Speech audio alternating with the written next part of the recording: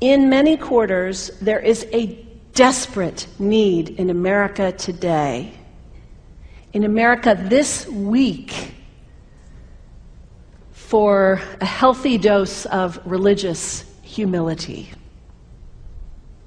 There are too many people getting too much face time on television who claim exalted status for Christianity and who are demeaning other faith traditions, particularly that of Islam. And my friends, this has got to stop. The trigger for this latest wave of intolerance is media coverage, many of you have seen it, about a plan to build a Muslim community center 2 blocks from Ground Zero. The center will have a mosque, an auditorium, and a pool.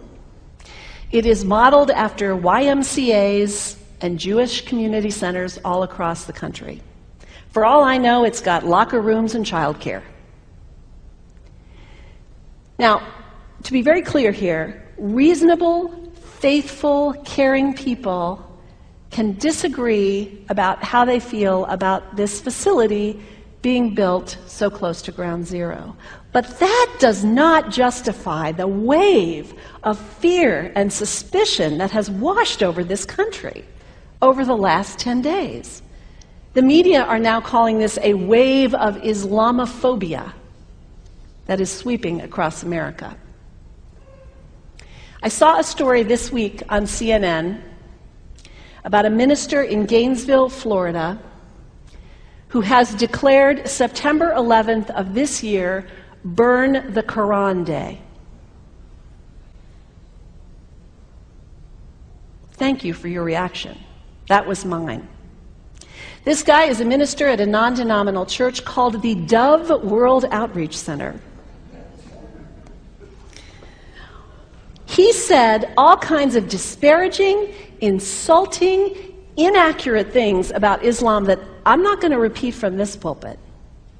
His message is about hate and fear, and I can assure you there is nothing in the Gospels, there is nothing in the teaching of Jesus Christ that says anything about burning the holy texts of other traditions. It is not there. The proposed burning of the Quran is obscene. It is not the work of peace. It is not the work of understanding. It is not the work of building bridges. It is insanity. Now, the good news is there are a lot of groups, a lot of churches, even the National Association of Evangelicals, who are condemning this action and urging the church to cancel their event. A conversation about God demands grace and openness, a willingness to learn, to have our own ideas challenged, our convictions questioned. These are the hallmarks of humility.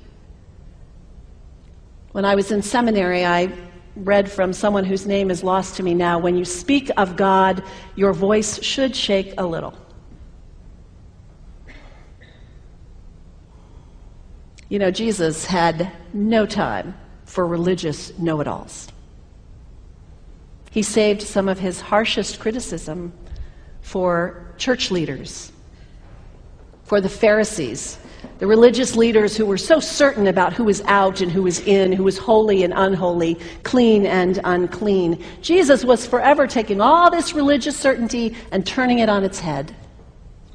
And we can only imagine what Jesus would have said about Pastor Terry Jones and his Burn the Quran campaign. I think he would say, this has got to stop. Followers of Islam believe that the Quran is a collection of revelations received by the Prophet Muhammad from God about 1400 years ago. They believe that Muhammad was the last of a series of prophets and teachers and messengers that included Adam, Moses, Jesus, Abraham, all names revered by us as well. The word Islam means peaceful surrender to the will of God. The Quran was written at a time when the Muslim people were being driven from their homes, persecuted, and killed. The Old Testament was written at a time when Jewish people were being driven from their homes, persecuted, and killed. And religious scholars will tell you that most Holy Scriptures have stories of war and violence in them. Throughout history, most faiths have used these texts to justify violence. And if there's anyone in this room at this moment who's thinking that I've got it wrong, after church today, pull out your Bible and look up Psalm 137. And you'll see that our own text has passages that can make us uncomfortable. But also, like the Bible, the predominant message of the Quran is of peace and care and loving God, justice, care for the neighbor, care for the stranger. In the Bible, we have thou shalt not kill. In the Quran, we have whoever kills another, surely he is killing all of humanity.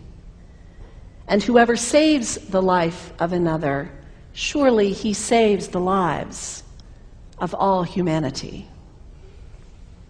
These are words of peace, words of faith, words that could save the world if we would take them to heart.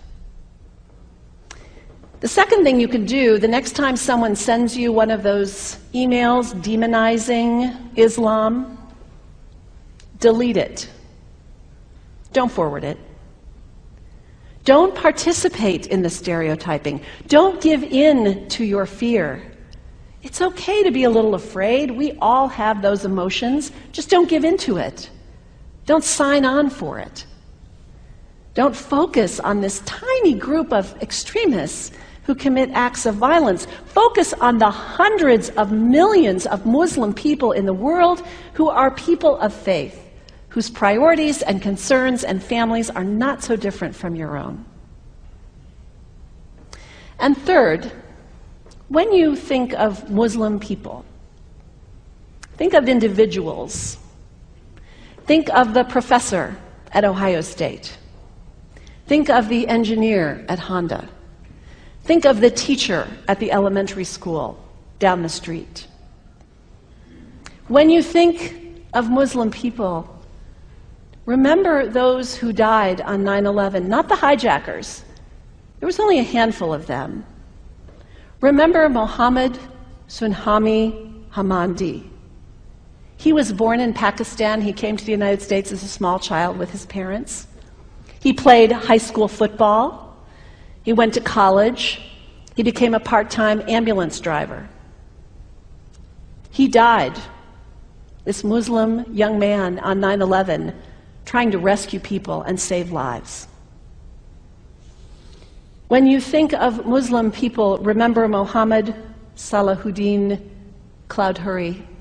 He was a waiter at Windows on the World, which was at the top of the World Trade Center. He died that day. His wife had their baby 2 days later. When you think of Muslim people, remember Rama Salih. She was a woman, 28 years old. Her neighbors described her as fun and outgoing and generous. And she died on American Airlines Flight 11, 7 months pregnant with her first child. Remember the founder of the Islamic Circle of North America, who worked in the World Trade Center and also died on September 11th. That same group now is giving away tens of thousands of copies of the Quran in response to the campaign about burning the Quran. In the language of their own tradition, they are spreading words of faith and peace and hope. One of the ladies at the 8:30 service this morning said to me after, maybe we should declare September 11th, buy a Quran and read some of it. It is for us to share our message of love and hope and peace, but let us do it with grace and respect, and above all, humility. God grant us, as individuals, as a nation, as Christians, the humility for this work.